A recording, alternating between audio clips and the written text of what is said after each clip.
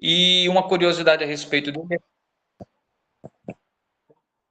E agora uma curiosidade a respeito dele, do Evangelho de Mateus, é que ele é o mais extenso, né? Ele, em questão de capítulo, é o mais extenso de todos os 4 evangelhos. E ele foca muito em provar que Jesus é o Messias, né? Que Jesus é o Rei.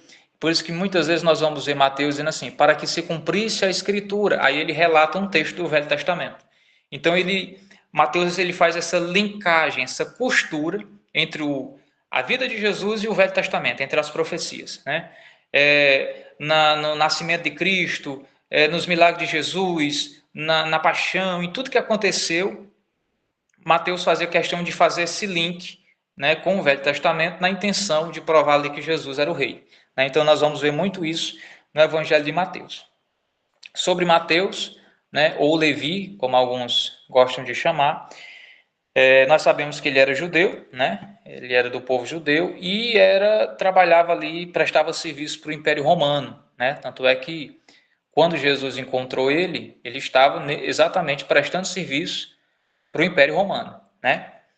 E possivelmente o seu evangelho, né, o Mateus escreveu por volta de 45 a 55, né, depois de Cristo. Então esse é mais ou menos o período aí em que ele vai escrever esse evangelho, esse relato, né? Então até aqui a gente viu uma visão panorâmica, né, a respeito dos 4 evangelhos, né, que são 4 pontos de vista diferentes a respeito de uma mesma pessoa, de mesmos acontecimentos, né? E a respeito do silêncio profético, acredito que não tenha ficado nenhuma dúvida com relação aí, né, a esse período. Né, os irmãos quiserem comentar, fazer algum comentário, fica à vontade, certo? Só beber uma água aqui, mas se quiser levante a mão, né? Liga aí o microfone e fica à vontade para comentar alguma coisa que você achou interessante até agora e já já a gente prossegue.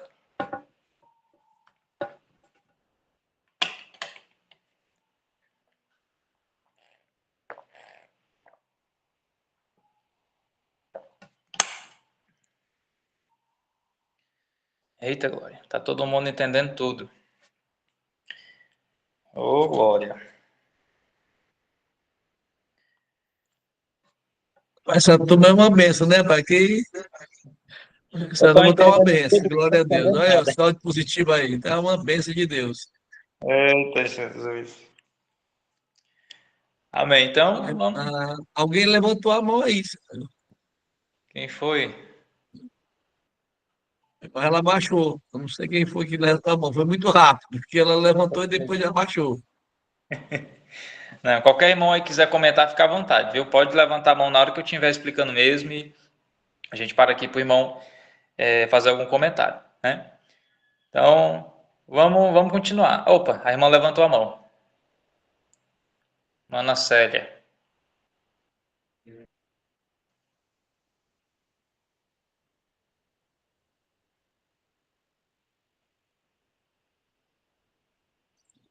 Será Fique que à ela... vontade, Manaceli. Pode falar aí, meu querido. Estão ouvindo agora? Sim, pronto. Agora tá Estamos sim. certo. Ah, tá certo. Desculpa, problema aqui no microfone. A paz do Senhor a todos.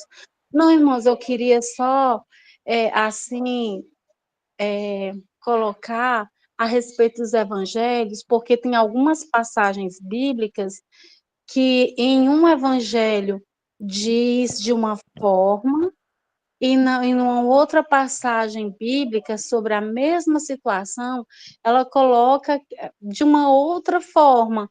Por exemplo, tem uma passagem bíblica que diz que quantas pessoas estavam, eu não lembro, se estavam testemunhando na crucificação de Jesus. Teve várias passagens que são, por exemplo, Marcos e Mateus. Aí é como se eles complementassem a história. O que falta em uma complementa-se na outra. Aí tem muitas pessoas que querem argumentar contra a palavra de Deus, dizem, mas isso aqui tem uma controvérsia, isso aqui, mas na realidade elas se complementam. É porque eu entendo, é como se fossem testemunhos, por exemplo, o Lucas, ele estava relatando ali, fazendo um relatório das testemunhas que estiveram com Jesus e colocaram ali os evangelhos. Aí, às vezes, quando a gente está explicando para uma pessoa, às vezes na própria aula de escola bíblica, nas perguntas que se fazem, aí gera essa situação que, se a gente não tiver muita segurança, a gente se enrola. Verdade. É só essa observação que eu queria colocar. Amém. Muito obrigado. Tem outro irmão aí que levantou a mão. Fica à vontade, mano. Pai do Senhor, irmão Samuel, Pai do Senhor, irmãos. Tá ouvindo bem? Amém. Tá ouvindo? Pronto. Irmão, eu achei interessante, só para ressaltar aí, e acabar, apesar de ter acabado de entrar na aula, eu não tinha me atentado ainda para esse detalhe que o irmão falou a respeito de dizer que são 4 evangelistas, né? No caso, a gente já sabe, né, isso, mas a forma que se fala assim, com os 4 evangelhos, realmente, a uma primeira mão, fica meio, para quem não conhece a Bíblia, para quem vai ser evangelizado na primeira vez, dá aquela impressão de que são 4 evangelhos diferentes, né? Distintos, né? 4 evangelhos distintos, né? Um está evangelizando uma coisa, outra coisa, outra coisa, outra coisa. Mas que são 4 evangelistas que estão evangelizando uma coisa só que visões diferentes, né? Enquanto a visão diferente, enquanto a irmã falava aí, aquela questão dos cegos de Jericó, né? Que 2 cegos vieram até Jesus e depois no outro evangelho diz o cego de Jericó. E aí diz 2 cegos, né? Um se preocupa em dizer a quantidade de cegos, que eram 2, e o outro se preocupa em dizer o feito em si, e não de a quantidade de pessoas que foram curadas. Né? Um diz assim, 10 leprosos. Exato. Aí o define número, né? É um mais como é que eu posso dizer? Ele é mais específico, detalhista, ele é mais detalhista em dizer que eram 10. Já o outro diz assim, o leproso Jesus curou. Então, um se preocupa mais em dizer o milagre, o outro se preocupa mais em dizer em quantos foram curados, né? Perfeito. Isso mesmo. Entendi.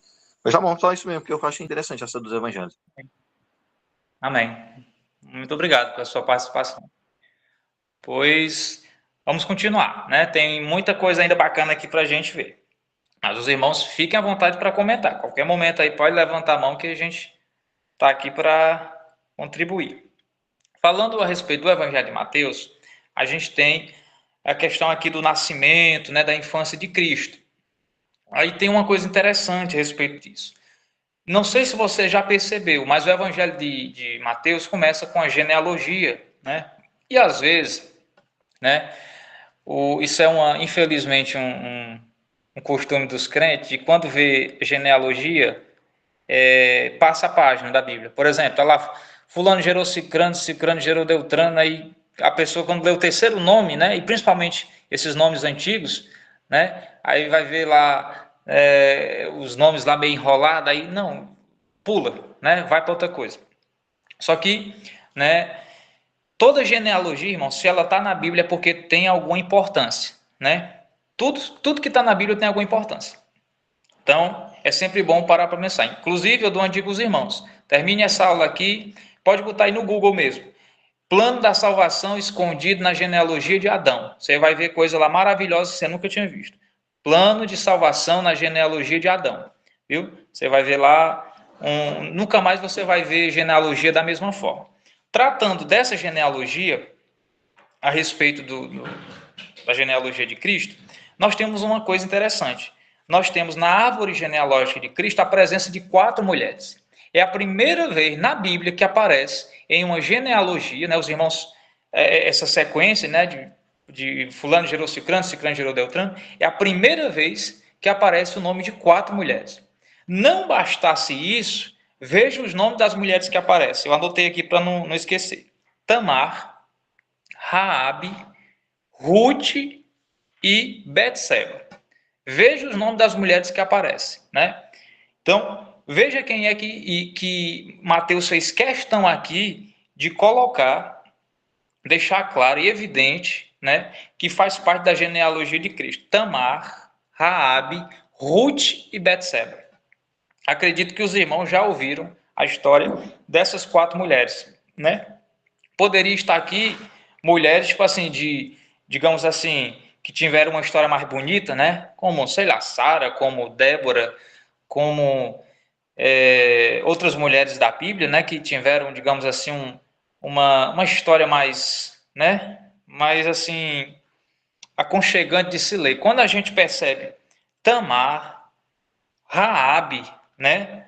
Ruth e Batseba, a gente percebe que, tipo assim, são pessoas improváveis, né? São pessoas, sabe, que, além de serem mulheres, que nessa época aqui não era costume colocar nome de mulher em genealogia, né? Por essa questão patriarcal. E além de colocar as mulheres, ele ainda deixa claro as mulheres que fizeram parte da genealogia de Cristo, né? Eu aprendo, irmão, que isso aqui manifesta a graça de Deus, né? Isso aqui manifesta a graça de Deus. O que nós estamos vendo na genealogia de Jesus relatado lá no Evangelho de Mateus é a graça de Cristo, né? É a graça de Deus manifestada ali, né? Tanto é que Mateus fez questão de relatar isso. Amém. O irmão Raimundo levantou a mão. Pode comentar, meu querido. Boa noite, Pai do Senhor. Paz, Senhor. Queria só tirar uma dúvida aqui. Eu sei que essas outras 3 aqui, né, que tem Tamar, Raabe, Ruth e Betseba, né? Sim. Batseba. Essa Tamar, a primeira aí que tá na lista, ela é a Tamar, filha de Davi, é? É. Da... Se eu não me engano, é. Porque as outras 3 é praticamente a mesma época, né? Mesmo costume. Mas não, eu acho que essa Tamar é uma outra Tamar.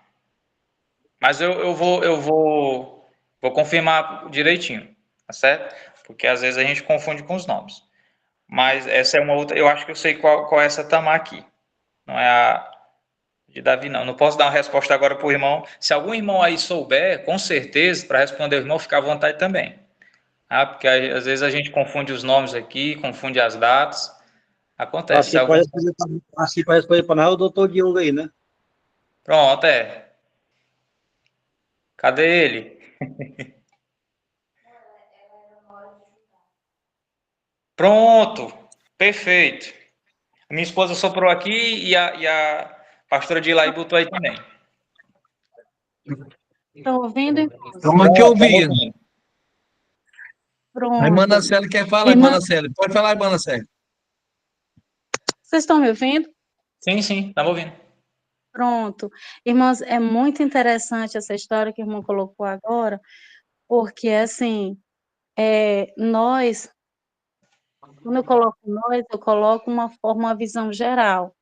Nós costumamos muito fazer julgamentos e peneirar no nosso íntimo, mesmo que a gente não fale, não externe por uma questão de ética, de conduta mesmo, mas muitas vezes, irmãos, nós julgamos, às vezes, as pessoas que chegam na igreja, que chegam até o nosso meio, a procedência dessa pessoa, de onde que ela veio, a história dela.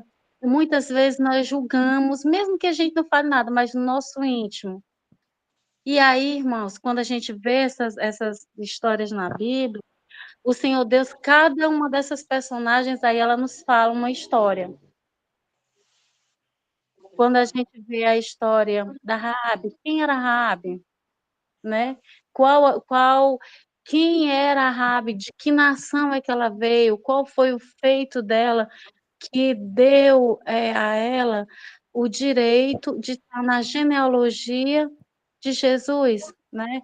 De onde foi que veio a Raabe, né? Quando a gente fala nas muralhas de Jericó, que foi o feito que ela fez em prol das pessoas, em prol do reino de Deus mesmo, em prol do povo de Israel. Quem foi a Ruth que veio de uma nação pagã e que lá a Ruth, né? Aí tem a história toda lá do Obed, né? Depois que gerou o Jessé e depois veio Davi, né? E ela está lá na genealogia desses homens. Quando a gente olha para Tamar, de quem era Tamar lá, né, a Tamar lá do Judá, não é isso, pastor Samuel? Isso. É isso que minha esposa soprou aqui, a pastora de lá e colocou. É essa aí mesmo. Exatamente. Então, quando a gente vê as histórias dessa mulher, o que foi que ela fez? Qual foi o feito dela? Ela foi lá e teve coragem de clamar pelo direito que ela tinha e fez algo que para aquela cultura naquele momento era absurdamente errado. Mas ela usou ali de sabedoria e ela continuou a linhagem do marido dela. Então, assim, cada uma dessas histórias, a procedência dessas mulheres, elas trazem uma mensagem muito forte para nós hoje. Que nós não temos, assim como a palavra de Deus diz, lá nos evangelhos, quem é tu que julga o teu irmão? Aí vai dar uma mensagem para nós de misericórdia, né? Dentro do nosso coração, vai fazer a gente, a história dessas mulheres, elas fazem a gente nos avaliar. Tudo na palavra de Deus é muito sugestivo. Não é uma coisa que vai lhe dizer a próprio feito, o acontecimento, ele já lhe comunica algo. E isso é o mais, assim, é o mais precioso que a gente pode ter da palavra de Deus, e quando o Espírito Santo nos dá a capacidade de extrair essas mensagens que ele quer para a nossa vida. Amém. É isso, irmão. Amém. Que bênção. Estou de ouro. Amém. A pergunta do nosso irmão Raimundo, né? Se essa Tamar aí, se é descendente de Davi, é isso que que eles querem saber? Isso. Ou se era lá de Judá. Pronto. Bom, o, o evangelista, né, o discípulo chamado Mateus, quando ele narra a genealogia e coloca Tamar, né, como uma das mulheres, né, que está dentro da raiz genealógica, está mostrando, né, que Cristo, primeiramente, ele é o rei dos reis. Esse é o pano de fundo que Mateus ele passa para nós, né? E essa Tamar, que adentra na árvore genealógica, realmente ela faz parte, né, dessa descendência, né? Que vem de Jacó, vem de Judá, Judá, Davi, Davi, Jesus. Viu? Então, está só evidenciando, né, o procedimento, né, da árvore genealógica de Cristo, que ele é tanto rei, né, que é demonstrado, como o senhor falou no início, como um rei dentro da visão do, do evangelista Mateus, dentro do discípulo, e essa é a verdade, é a verdade que é estampada, que é mostrada, né, dentro da interpretação do contexto, né, da genealogia de Jesus. Lógico, quando você pega a personalidade de Tamar dentro de um esboço, dentro de uma homilética, né, lógico que tem uma forte, né, porque existe aí uma ação dela, existe aí uma atitude dela que ao ponto de o nome dela aparecer. Se o nome dela aparece, porque alguma situação, né, agradou, que chamou a atenção de Deus e também do Espírito Santo ao ponto de inspirar e permitir que o nome dela apareça. Eu acredito desta forma. Mas você pode dar sua opinião, professor, né? Com certeza a sua esposa aí já foi pesquisar, já passou para nós aí. Eu quero aprender. Eu gosto de ver esse movimento aí, sabe? Eu estou amando. Eita, glória. É benção. Tá resolvido, né? É a lá de Judá, né? Eu, inclusive, recomendo os irmãos, né? Sempre, tipo, termino essa aula aqui, né? Os irmãos vão dar uma recapitulada aí, vão a fundo lá no texto de Mateus, alguma curiosidade, porque é bom, né? E Deus vai revelando, né? As mensagens, as pérolas, os tesouros dele para a nossa vida. Ainda falando sobre o nascimento e a infância de Cristo, a gente vê lá que a Bíblia relata que Maria estava desposada com José, né? Desposada é o mesmo que noivo, um compromisso, uma aliança, né? Na mesma força ali de noivado, mas para os judeus tinha a mesma eficácia com o casamento. Obviamente que eles ainda não podiam coabitar, né? Até que se consolidasse ali o casamento, não podiam ter relações, mas para eles o fato de estar desposado, o noivo de alguém, tinha a mesma validade, digamos assim, o mesmo peso de um casamento. E somente o divórcio, uma carta de divórcio para desfazer aquilo ali, né? De tanta seriedade que eles tinham. E é interessante que os irmãos conhecem, né, abreviando aqui a história, Jesus ele vai a ser, e aí vai ser relatado lá a visita, né, dos magos do Oriente. Muito cuidado com a afirmação assim. E Jesus recebeu a visita dos 3 reis magos. A Bíblia nunca falou que era 3, né? Por que a gente tem essa ideia que são 3? Por conta dos presentes, né? Acredito que os irmãos lembram quais são os presentes, né? Ouro, incenso e mirra. Aí quando a gente ouve ouro, incenso e mirra, a gente associa que são 3 reis. Na realidade, não dá para afirmar. Tanto é que a Bíblia nunca falou 3 reis, né? Três magos do Oriente, né? Ele fala de que eles levaram presente. Fala de magos do Oriente que levaram presente, né? E porque, por exemplo, 2 deles podem ter levado ouro e mirra ao mesmo tempo, e um pode ter levado o incenso, né? Ninguém sabe. E pode ter 4 pode ter levado ouro e 5 ter levado incenso, enfim, ninguém sabe, né? Mas aí tem essa questão, né? Alguns já vão mais a fundo, afirmando que são 3, mas de qualquer forma isso não tem tanta importância, mas a gente se prende ao que a Bíblia nos dá, né? E os irmãos sabem que Jesus recebeu alguns presentes, e até os presentes que Mateus relata ali são bem, digamos assim, passam uma mensagem para a gente. O primeiro presente é ouro, né? O ouro aqui aponta para o reinado, né? Para Cristo como rei, para a realeza, né? O ouro aqui é sinal de riqueza, então aponta para a realeza de Cristo como rei. O segundo presente é o incenso, aponta aqui para o lado divino, né? Para o lado de sacerdote, né? Do Senhor. E a mirra, né? A mirra era um produto extraído de uma casca de árvore, usado muito em ferimentos, né? Em feridos. Usava em algumas outras coisas, mas a maioria usava em ferimentos, mostrando a questão do lado humano, né? Do sofrimento, daquilo que Jesus havia de passar. Então nós temos até os presentes simbolizando o reinado de Cristo, o sacerdócio e a sua paixão, o seu sofrimento, né? Paixão quer dizer sofrimento. Então, até os presentes ali são muito interessantes da gente prestar atenção. Irmão Pedro, fique à vontade, meu querido. Meu irmão, Pai do Senhor, tudo bem? Tudo. Para mim aí a questão dos presentes, por favor. Como é? Repita para mim a questão dos presentes com os seus significados. Pronto. O ouro, ele vai representar a realeza, né? A gente entende assim. O ouro vai representar ali a realeza.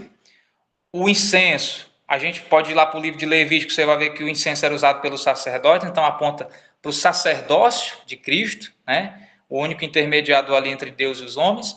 E a mirra, que, como eu volto a dizer, era usado em tratamento de feridas, representa ali o sofrimento, né? As chagas, a paixão, o sofrimento que Cristo ali havia de enfrentar. Então, tudo ali já apontava para o seu ministério, né? Para o seu reino, para o seu sacerdócio e para o seu sofrimento. Amém? Amém, muito obrigado. Nada. Seguindo aqui, meus irmãos, falando agora sobre o ministério de Cristo, né?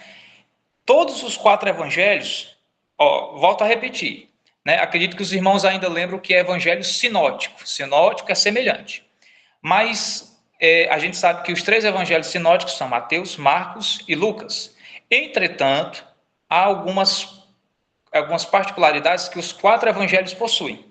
Por exemplo, todos os evangelhos apresentam o início do ministério de Cristo a partir de João Batista. Todos os 4 começam ali com o anúncio de João Batista. né, do ministério de João Batista.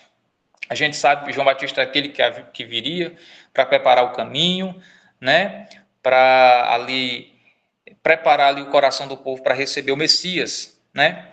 Então, nos 4 evangelhos, a presença de João Batista ali é bem evidente.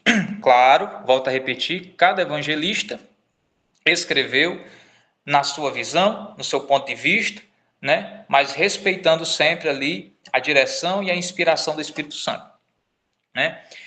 E então nós temos ali a presença de João Batista, e é interessante que a gente vai ver, por exemplo, veja que maravilha. Veja que maravilha. Jesus vai ser batizado no Rio Jordão, e a Bíblia diz que o Espírito Santo desce sobre ele na forma corpórea de uma pomba. E aí a Bíblia diz que ouviu-se uma voz do céu que dizia: Este é meu filho amado, em quem me comprazo. Ou, em outras palavras, em quem tenho prazer. Muito bem. Terminou o batismo nas águas. Para onde Jesus vai ser levado? Pode digitar aí, digita aí. Terminou o batismo, para onde Jesus está indo? Uma sinagoga, para o monte. Onde é que ele está indo? Quem que lembra aí? Ele foi expelido ao deserto pelo Espírito Pronto, Santo. perfeito. Foi conduzido ao deserto, né? Foi impelido ali ao deserto pelo Espírito Santo. Foi guiado pelo Espírito Santo ao deserto. Aí veja que maravilha. Os irmãos vão lembrar que lá ele vai ser tentado por Satanás.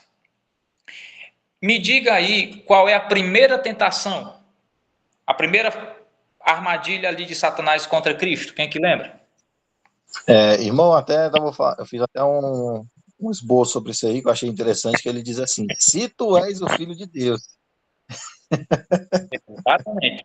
Acabou de ouvir no Jordão, da boca do próprio Deus, que ele era o filho em quem Deus tinha prazer. E agora, no deserto, Satanás olha para Jesus e diz assim: se tu és o filho de Deus, né? Então transforma essas pedras em pães aqui. Então vejam qual é a intenção de Satanás aqui: colocar dúvidas na identidade de Cristo, né? Pode comentar, meu irmão. E, irmão, até uma ressalvazinha. Depois de Sim. 40 dias com fome, e também depois de. Porque até então, eu não vi nenhuma referência que informava que Jesus sabia de antemão quanto tempo ia ficar com fome. Então, Isso, depois de 40 dias com fome, dá para esquecer muita coisa. Dá, meu amigo, dá. Tem gente que sem almoçar, né, já se transforma, imagina ser 40 dias sem comer. Principalmente crente, né, que coisa boa é comer, né? E o que a gente vê, irmão? Satanás querendo colocar dúvidas ali, né, a respeito da identidade de Cristo, a respeito da identidade do Messias. Pode falar, meu irmão, fica à vontade. E comparando com isso aí, trazendo para os dias atuais, é até uma estratégia de Satanás com Jesus no deserto, mas que até hoje em dia se usa o mesmo princípio, né? Tipo, quando quer, Muda o quando, formato, né? quando quer dizer que o camarada, para ele fazer o que é errado, tipo, tu não vai fazer nada não, o outro implicou contigo aí, tu não vai revidar não, tu não é homem não. Vai deixar fazer isso contigo? É como se fazer fosse reforçar ele ser homem ou não. Fazer ou deixar de fazer vai definir o fato de ser homem ou não, né? Exatamente, exatamente. Então, muito bem. Então, você percebe ali, né, a tentação ali de Satanás contra Cristo nesse sentido, né? E tem algumas características nessa tentação, quando, por exemplo, a gente vê Satanás querendo induzir Jesus ao culto a si mesmo, né? Quando ele diz assim: se tu és o filho de Deus, ou seja, né, olha para ti mesmo, né? Aponta o teu olhar para ti mesmo. Isso é o culto, o autoculto, né? E que infelizmente muitos crentes estão fazendo isso, né? Cultuando a si mesmo, né? E isso foi uma tentação de Satanás contra Cristo. Uma outra coisa que a gente vê: o culto à capacidade. O que é o culto à capacidade? É eu confiar que sabe, tipo assim, todo mundo cai, mas eu continuo de pé, todo mundo deixa de orar e eu continuo orando, todo mundo desiste, eu continuo eu achar que eu sou a última bolacha do pacote. Eu ficar igual Elias, só eu restei. E mal sabe eu que ainda tem 7.000 que não dobraram seus joelhos a Baal, né? Então Satanás queria induzir o culto à capacidade, quando ele diz assim: porque está escrito, nunca tropeçarás o teu pé numa pedra, né? E aí você vai tem muito cuidado com isso, de ir naquela ânsia, né? De acabar tentando ao Senhor, né? Tem que ter muito cuidado com isso. E uma das últimas artimanhas é a adoração ao falso Deus, quando ele diz, se tu prostrado me adorares, tudo isto te darei, né? Então o que Satanás quer? Que a gente se prostre, que a gente dê adoração a outro ser, a outra coisa que não seja, né, ao Deus vivo, ao Deus eterno. Então a gente tem que ter muito cuidado com essas artimanhas de Satanás. Ele se adapta, né, ele vai ali botando uma nova roupagem, mas a coisa é a mesma. Por exemplo, uma artimanha que ele usa até hoje, a curiosidade. E é nova essa arma? Não. Usou no Éden, né? Usou com muitos homens e usa até hoje, né? Vai induzindo a pessoa a curiosidade, né? E a curiosidade vai ali lhe instigando a querer mais, né? Então, a gente tem que ter muito cuidado com isso e estar cheio do Espírito Santo de Deus, né? Para não duvidar da nossa identidade, né? Para ser crente firme em nome de Jesus. Amém? Quem quiser comentar mais alguma coisa? Fica à vontade, irmão Pedro. Meu irmão, voltando aqui só um pouco aqui no batismo de Jesus, é uma pergunta genuína, como a gente usa a expressão aqui.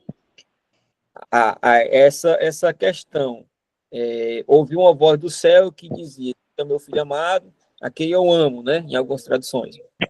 Eu lhe pergunto, todos ouviram ou foi somente Cristo ou Cristo e João Batista? Aí uma boa pergunta.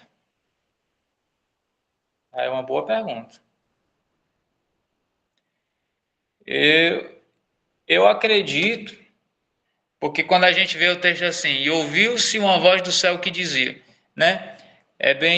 Pode ser que Jesus depois tenha dito para os seus discípulos que só ele ouviu, né? Pode ser que a voz realmente tenha dito publicamente, né? Eu vou arriscar dizer que foi publicamente, porque quando Deus fala, quando por exemplo, lá na transfiguração lá do monte, né, em que Jesus vai transfigurar, vai aparecer Moisés e Elias, quando ele vai falar, né, este é meu filho amado, né, a ele ouvi, e todo mundo escutou, né, todo mundo, Pedro, Tiago e João, que estavam lá, escutaram, ouviram a voz, e tanto é que Jesus disse para ele, não contai a ninguém, né, o que vocês viram aqui. Então acredito que sim, foi ouvido ali publicamente, né. Pode ter alguma outra coisa ali que a gente possa acrescentar, mas eu acredito sim que tenha sido publicamente. Se algum irmão aí quiser acrescentar alguma coisa, né, mas eu acredito que foi publicamente mesmo, todo mundo ouviu. Amém? Então, Amém. amém. Graças a Deus. Vamos embora.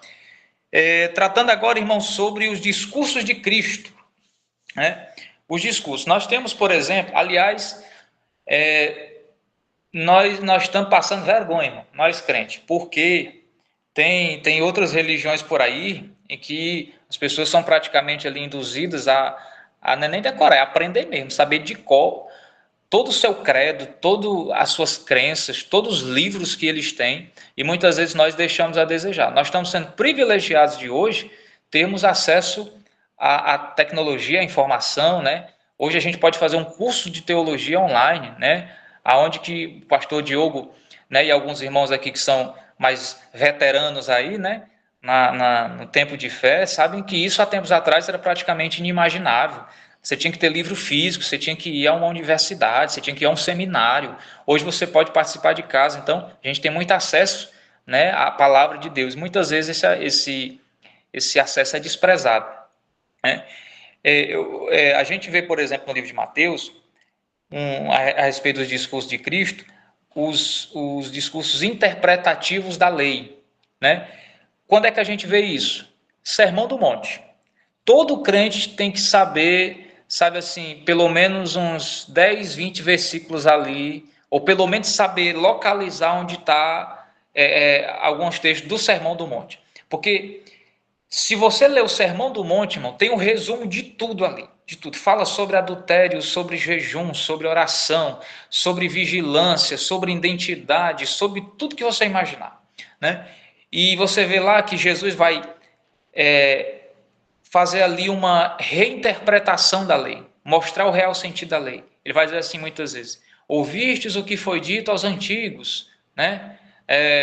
Não adulterarás, ou não cobiçarás. Eu, porém, vos digo: aquele que atentar no seu coração para uma mulher, já em seu coração cometeu adultério com ela, né? Ouviste o que foi dito aos antigos, né? Não jurarás pela tua cabeça, enfim. E aí você vai vendo que Jesus vai fazendo essa retradução, né, do Antigo Testamento. Ele vai ali mostrando o real sentido da lei, né, usando os textos do Velho Testamento e traduzindo de uma forma mais compreensível, né? Então nós temos aí os discursos interpretativos da lei, né? Tanto é que Sermão do Monte é a identidade do cidadão do reino de Deus. Muito bem, irmão. É exatamente isso mesmo. Sermão do Monte é o maior sermão de Jesus. Viu? Um dos maiores sermões de Jesus é o Sermão do Monte. Começa o capítulo 5 e termina o capítulo 7. Né? Então, todo crente, irmão, tem que ter lido o Sermão do Monte pelo menos umas 100 vezes na vida. Né? É bênção demais, é bênção demais. Nós temos os interpretativos da lei, como o Sermão do Monte. Nós temos interpretativos do reino de Deus, né, que vão falar ali, tem as parábolas, né, que vão falar sobre o reino de Deus. Jesus vai mostrar a que compararei o reino de Deus, e vai dando ali alguns ensinos. Nós temos os de instruções e discipuladores, né, ele ali formando já os seus discípulos, aqueles que o queriam seguir, né? Quando Jesus vai dizer, por exemplo: vinde a mim, todos vós que estáis cansados e oprimidos, eu vos aliviarei, tomai sobre vós o meu jugo e aprendei de mim, que sou manso e humilde de coração. Então Jesus está ali, sabe, discipulando o povo. A gente tem os exortativos, né? Aqui é na hora doutrina, aqui exortativo é culto de doutrina, que é quando ele vai mesmo, sabe, usar ali de autoridade com os escribas, os fariseus, os hipócritas, né, e exortar eles à mudança, à transformação, ao arrependimento. Né? E os proféticos, né? Quem nunca leu Mateus 24, né? Que a gente tem lá um relato, né, a respeito ali das profecias, né? Tem todo ali já é mais um de cunho escatológico, né? Fica aí para uma outra aula para a gente se aprofundar mais, mas é muito interessante, né? Todo crente tem que ter lido o capítulo 24 do Evangelho de Mateus. Aliás, tem que ter lido a Bíblia toda, né? Que a Bíblia é inesgotável e é uma bênção a gente poder se alimentar. Mas nós temos esses discursos a respeito de Cristo. E no Evangelho de Mateus também ele foca muito nos milagres, né? É interessante que os evangelhos sinóticos, eles focam muito nas ações de Cristo. O Evangelho de João, ele foca muito no discurso, nas palavras, na mensagem, no que Jesus falava. Você vai ver muitas vezes que João foca muito no que Jesus falava. E os evangelhos sinóticos vão focar muito no que Jesus fazia. Não quer dizer que seja exclusivo, não. Os evangelhos sinóticos só falam do que Jesus fazia. Não, também tem discurso, tem mensagem e tudo. Mas a presença mais forte daquilo que Jesus falava está no Evangelho de João. A presença mais forte daquilo que Jesus fazia está nos evangelhos sinóticos, né? É bom a gente fazer esse entendimento, é muito bom. Com relação aos milagres de Cristo, a gente entende por milagre qualquer acontecimento que não pode ser explicado, né? Milagre é qualquer acontecimento que não pode ser explicado, considerado um milagre. Lá no Evangelho de Mateus nós temos milagres de cura, milagre de libertação, milagres de forças da natureza, tem uma série de coisas lá muito interessantes, né? Os milagres de Cristo ali se manifestando, levantando leprosos, curando coxos, restaurando a visão, enfim, são muitas coisas que Jesus operou ali. Nós temos no Evangelho de Mateus também as parábolas, né? Não podemos esquecer as parábolas, né? Que as parábolas são narrativas que objetivam ensinar alguma verdade, né? Toda parábola de Jesus tinha algum ensino por trás. Algumas parábolas são mais fáceis de entender, porque tem umas que até mesmo ele deu a interpretação delas, outras têm mais assim tem mais um cunho um pouco mais peculiar. Porque às vezes a gente está lendo a Bíblia e a gente está com a nossa cultura, com nossos costumes, e para a gente, às vezes, algum texto da Bíblia é um pouco difícil de se entender, né? Porque foi escrito numa cultura, num povo, numa época totalmente diferente da nossa. Mas quando a gente se desprende um pouquinho da nossa cultura e vai entender aquele texto, todo o contexto histórico, né? Que cultura o povo tinha, a gente percebe que as parábolas são mais fáceis de se entender, porque para o povo fazia sentido, né?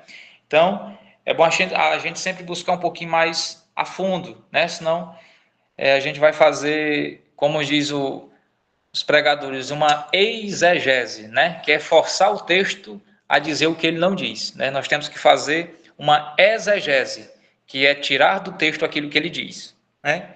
Então, a gente tem que ter muito cuidado quando vai interpretar essas parábolas, né? De não acrescentar algo que o texto não fala e nem de tirar um detalhe que está lá. Mas as narrativas têm a intenção de nos dar um ensino, né? Então é muito importante as parábolas de Cristo.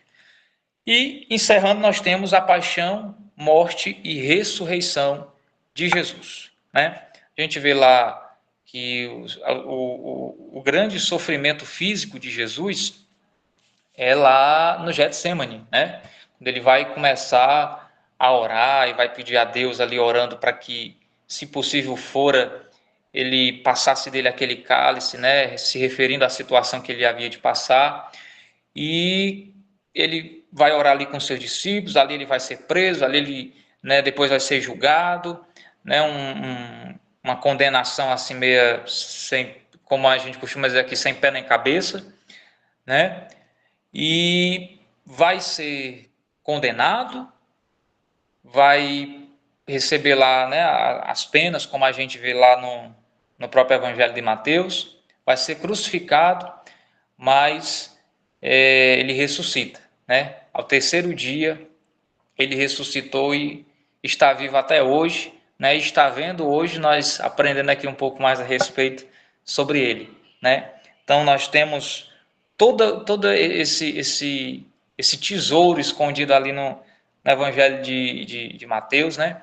E nós acreditamos que Jesus, ele ressuscitou, né? A razão de nós estarmos aqui é porque ele está vivo. Eu encerro com uma história que eu ouvi, muito interessante, que um jovem, né, assim, sem querer nada da vida, né, chegou para um pastor e disse: pastor, esse Jesus de vocês aí, ele é muito pobre, porque até o sepulcro, o túmulo que ele tinha, era emprestado, porque quem deu a ele foi um homem rico.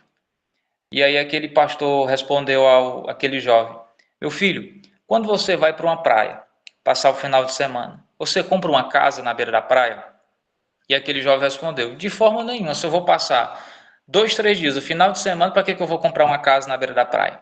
E o pastor respondeu: então para que Jesus compraria um sepulcro para passar somente 3 dias? Né? Então nós acreditamos que Jesus está vivo, né? O Senhor está vivo e graças a Deus por isso. Então aqui eu encerro, espero que os irmãos tenham, né, aprendido aí alguma coisa, né, com, né, tudo isso aqui os irmãos já sabiam, né, a gente só vai aqui resgatando algumas coisas que às vezes passam desapercebidas aos nossos olhos, tá certo? Quem quiser fazer mais algum comentário, alguma pergunta, né, o pastor Diogo ali está doido para responder vocês, então fica à vontade.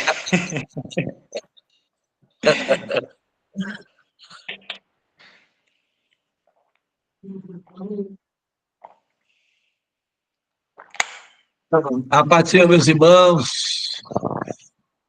Pronto, a classe de Deus, estou começando a me encontrar. Cheguei agora, algumas umas minutos, umas horas, cheguei de Sobral, né? Estou aqui em Flecheirinha, na casa do pastor Joel. Temos uma missão amanhã e creio que Deus vai nos dar vitória. Meus queridos irmãos, é muito importante que o nosso alunado, o nosso corpo discente, se enquadre dentro desse processo de crescimento. Só podemos crescer quando as nossas dúvidas são respondidas ou quando muitas vezes talvez as nossas dúvidas ou perguntas, talvez devido à timidez, devido ao medo, devido a alguns receios, as pessoas às vezes se prendem diante dessa pressão psicológica. Então, é necessário que cada um de vocês, eu gosto mais de ficar calado, eu não gosto de responder, eu gosto que os próprios alunos perguntem e eles mesmos possam responder. Lógico que estamos aqui, tanto o professor principal que está ministrando, como a minha pessoa, estamos aqui para dar este apoio a todos vocês. Esta pergunta dos três reis magos, né, até nós, da própria igreja, quando eu era criança, fizemos uma peça teatral, né, com os três reis magos, né? É uma tradição do passado, né, de nossa tradição católica, que nós viemos do berço católico, né, passou para nós dessa ideia. São três presentes, ou é a lógica? Três, então, era três homens. Três presentes, três homens. Pronto. Né? Mas, dentro dessas situações, foi criada aquela verdade, né, sobre a questão dos três magos.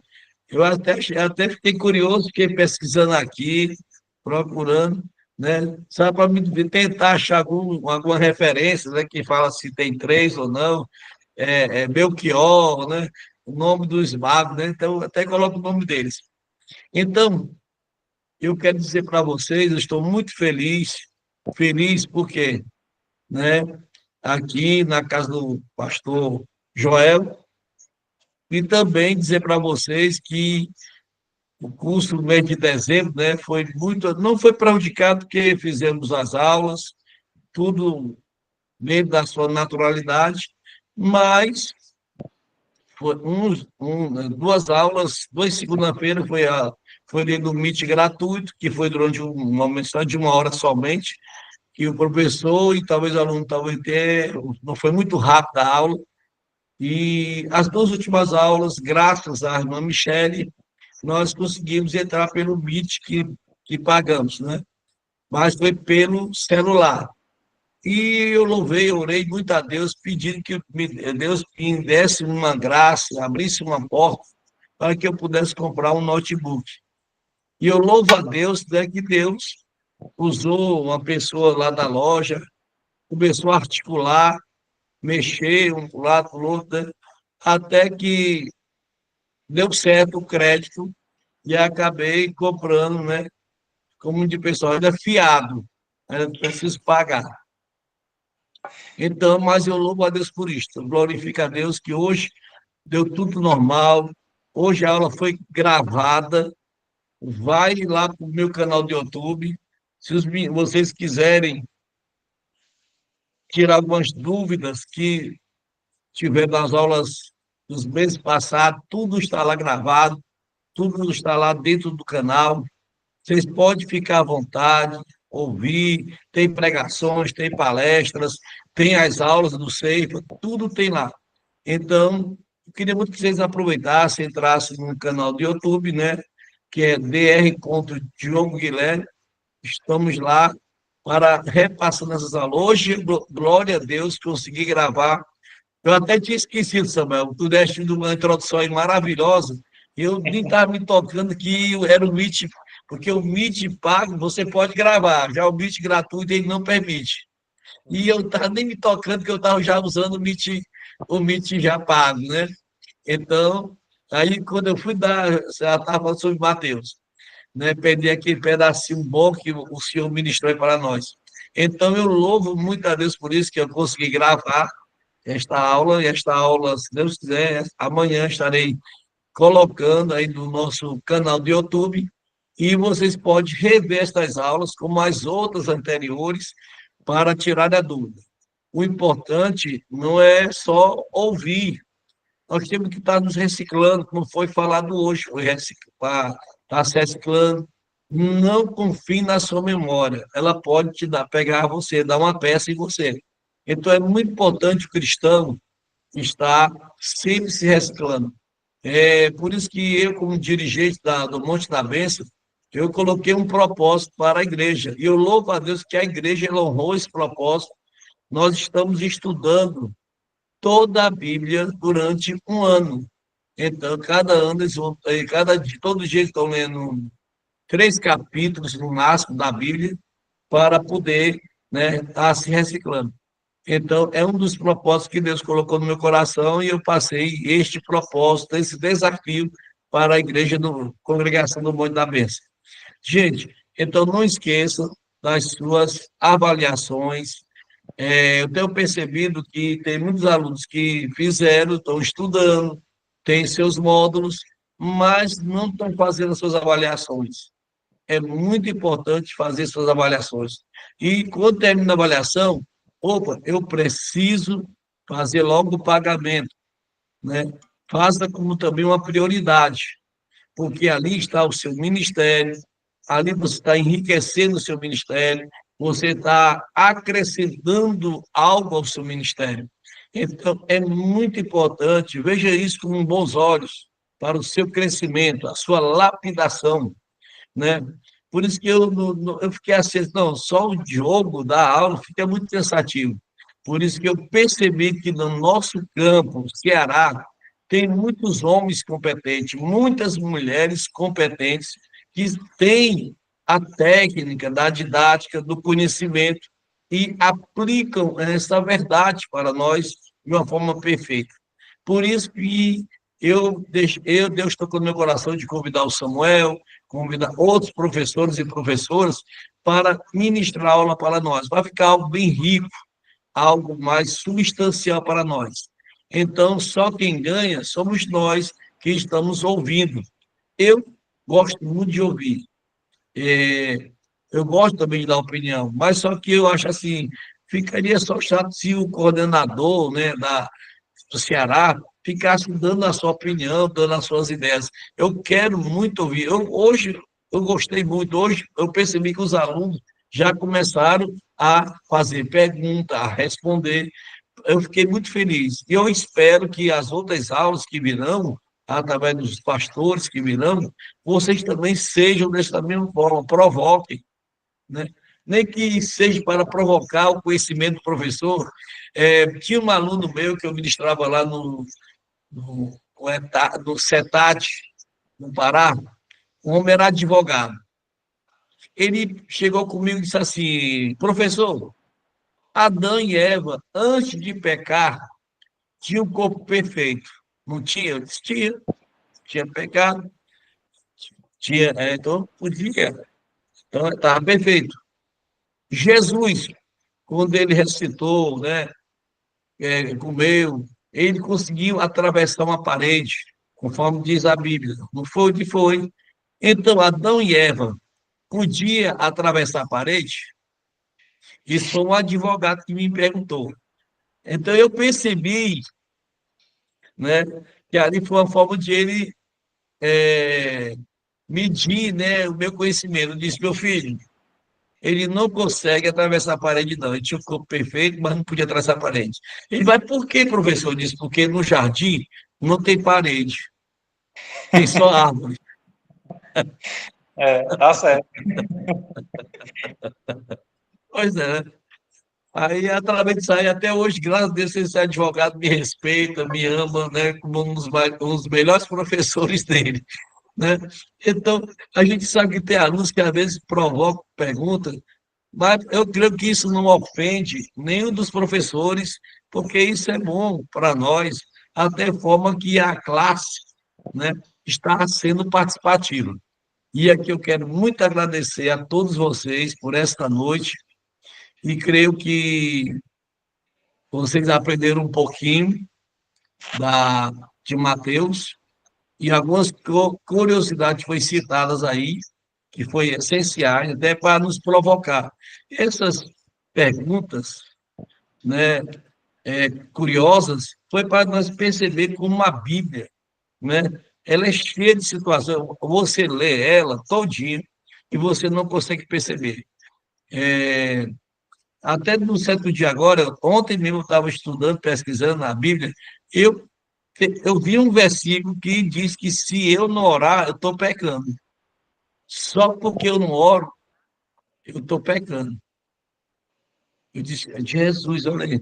É só vocês lerem lá, se não me falha a minha irmã, para citar lá em 1 Samuel, capítulo 12, versículo 23. Lá diz que, né, que a pessoa que não ora, ela está em pecado.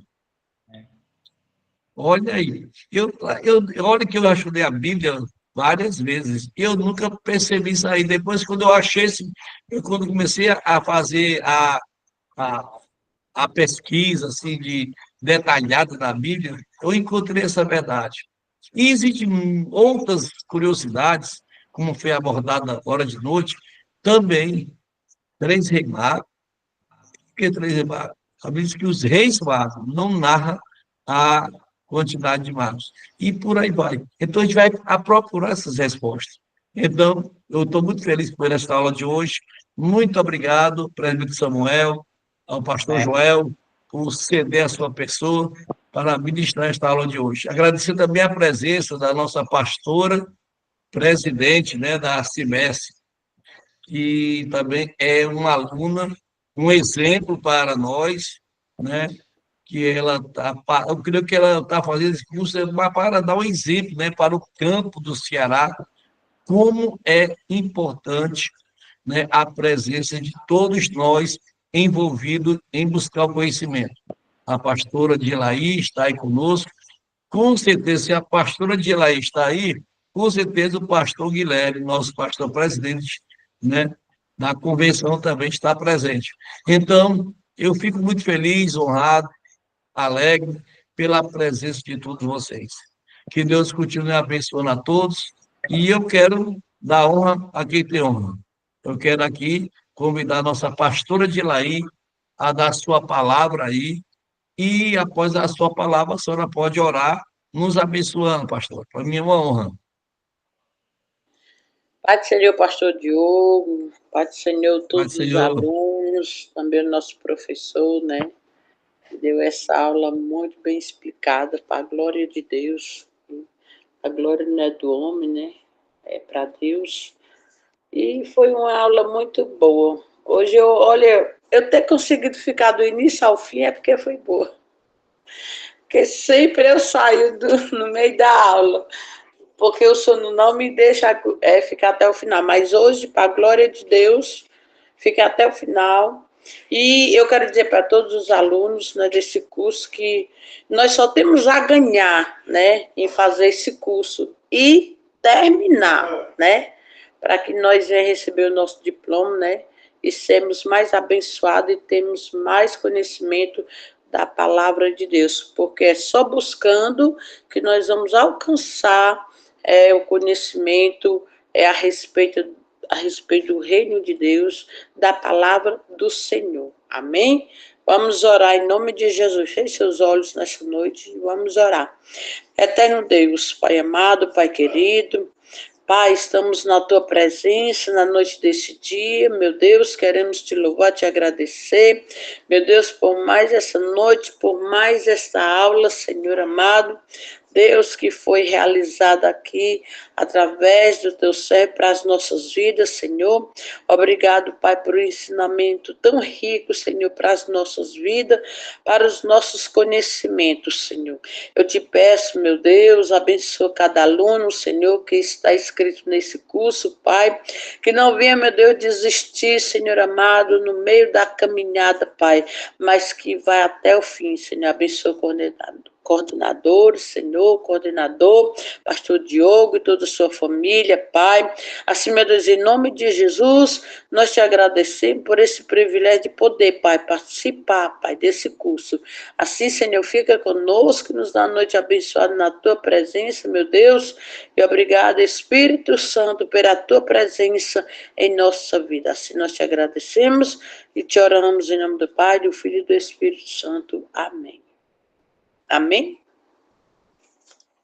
Amém, amém, amém, pastor. Muito obrigado, pastor Dilaí, pastor Guilherme.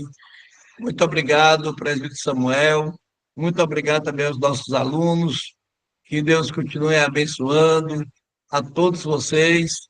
Vamos pôr a mão no arado. Quem põe a mão no arado não pode olhar para trás, né? Precisamos crescer na graça, no conhecimento. Quero agradecer a todos que participaram. Motive aí os irmãos, motive a todos a estarem presentes em nossas aulas. Muito obrigado a todos, uma ótima noite, fique com Deus, até segunda-feira que vem, com o nosso outro professor que vai estar ministrando aula para nós. Um grande abraço e a paz do Senhor.